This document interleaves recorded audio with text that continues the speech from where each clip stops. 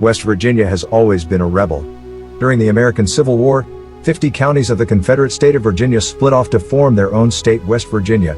This was the only state admitted to the Union during the war and is the only state to have separated from a Confederate state. The Appalachian Mountains make up 2/3 of West Virginia, covering most of its 24,230 square miles in forested peaks and valleys. Bordered by the northern states Ohio, Pennsylvania, and the southern states Virginia and Kentucky, West Virginia is simultaneously considered the northernmost southern state and the southernmost northern state. It's the 9th smallest state and has the 12th smallest population, but West Virginia is scrappy. The state is known for coal mining and logging, as well as outdoor recreation like whitewater rafting and mountain biking. West Virginia is home to the first Mother's Day, 1908, and the first federal women's penitentiary, 1926. Famous West Virginians include actor Don Knotts, Air Force test pilot Chuck Yeager, the man who broke the sound barrier, author Pearl Buck, and Olympic gold medal gymnast Mary Lou Retton. It's also home to Mothman. Mothman. A week starting on November 12, 1966 was busy in an area of western West Virginia near the Ohio border. Gravediggers near the small town of Clenton reported a winged, man-sized creature swooped low over their heads. 3 days later, Roger and Linda Scarberry and Steve and Mary Millette of nearby Point Pleasant were parking at the TNT area, a 3,000-acre swatch of forests, wetland, and farms that is home to an abandoned World War II munitions factory outside town, when they saw something that would haunt them for years.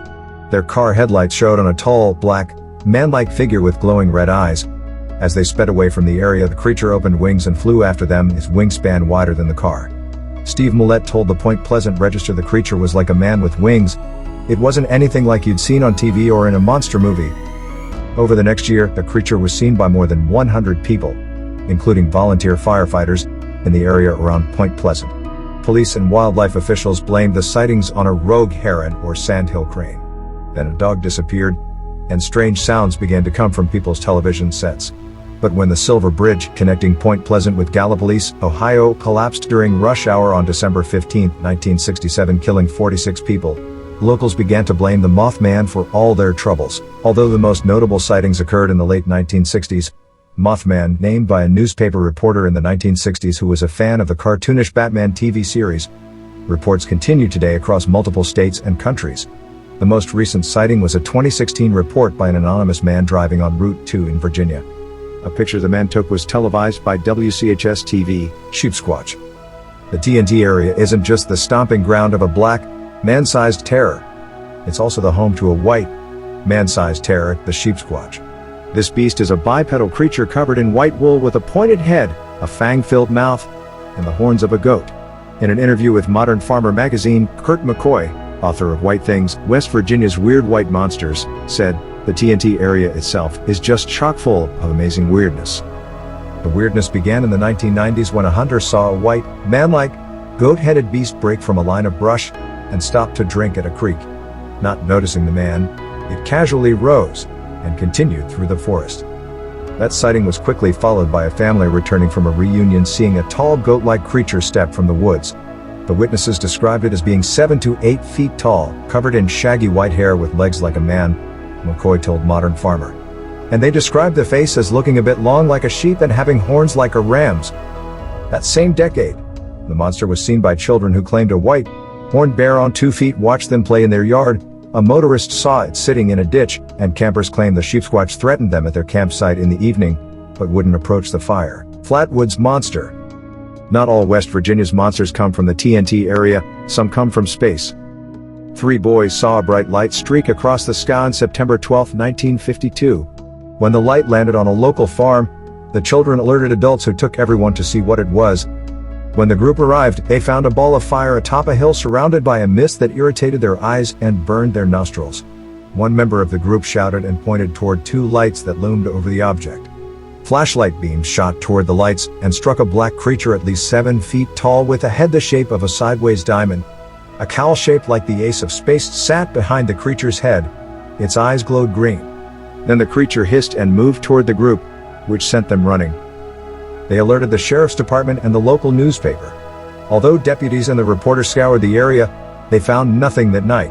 The next morning, however, the reporter discovered prints and a black liquid at the site of the alleged encounter. Reports of encounters began to come in from all over the county, and the creature began to take another form.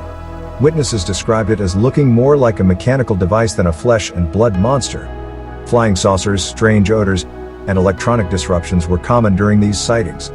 Although the encounters were dynamic, they were brief, and the Flatwoods Monster vanished from West Virginia as quickly as it had come. Ogwa.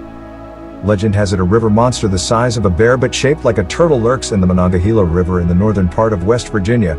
Early European settlers to the area said the creature, the two-headed Ogwa, lived beneath the river waters by day, but at night would come to the banks to feast on deer, striking the unsuspecting animals with its long, deadly tail and dragging them into the water to feed.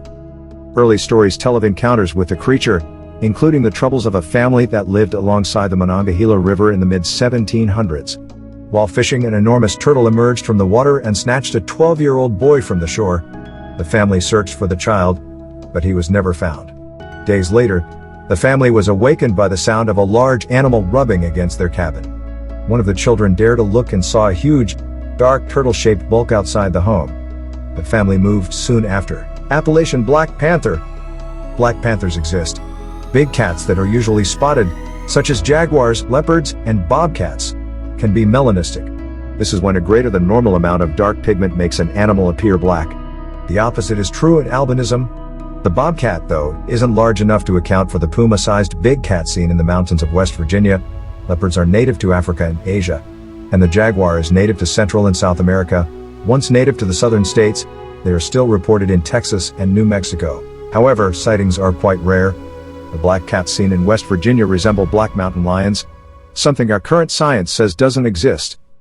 However, black panthers were reported in West Virginia as far back as the first settlers and were taken seriously by science. An 1843 book by Sir William Jardine, The Naturalist's Library, Malia, Volume 1, Cats, featured a great cat named Felis nigra, black puma.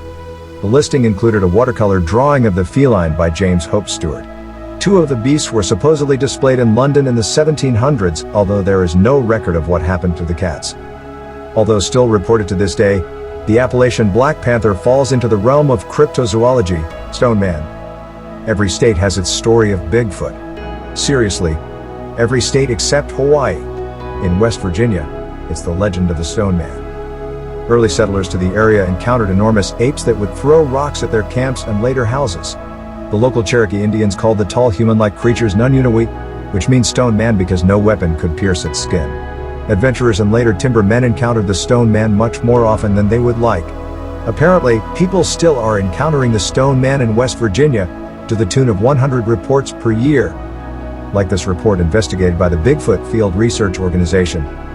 In 2009, a timer worker was cutting down a tree when he noticed a black figure standing further back in the forest. Although he first thought it was a bear standing on its hind legs, the creature raised its left arm to lean against a tree.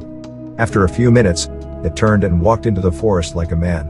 The timer man saw the creature a year later squatting over a puddle, scooping up water in its hand to drink.